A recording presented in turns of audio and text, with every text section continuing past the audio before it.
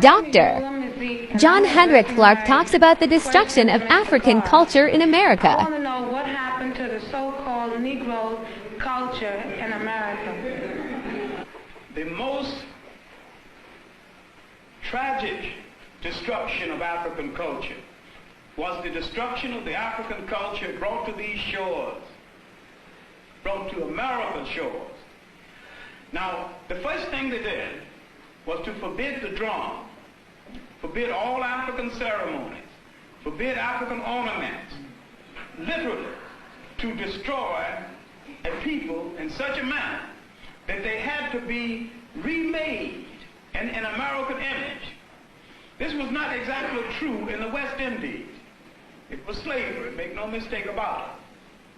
But because it was owned in Ireland, many of the Africans could communicate with each other and maintain some of the African culture, while in the United States it was impossible, because as they arrived, mother, brother, sister were split up and they went in opposite directions.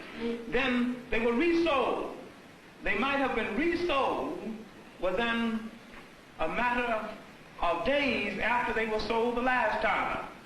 So it was difficult for relatives to keep track of each other. And it was difficult for a continuity to be maintained in African culture.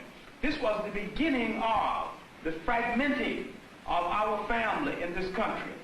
It was also the beginning of the demeaning and the negation of the masculinity of the black male in America.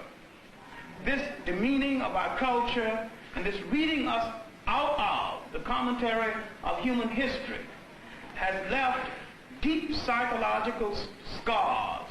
What we are trying to do now is a massive job of rebuilding the inside, the spirits, the hopes, the history, the culture of a people. We're trying to restore those values that have been taken away. And we're trying to get across to black youth that they have a part to play in the making of a new world. They have the imagination, they have the energy. You must first restore that part of yourself that has been negated by oppression. It is as essential to you as bread and water. It is part of the food that must feed your spirit. And the world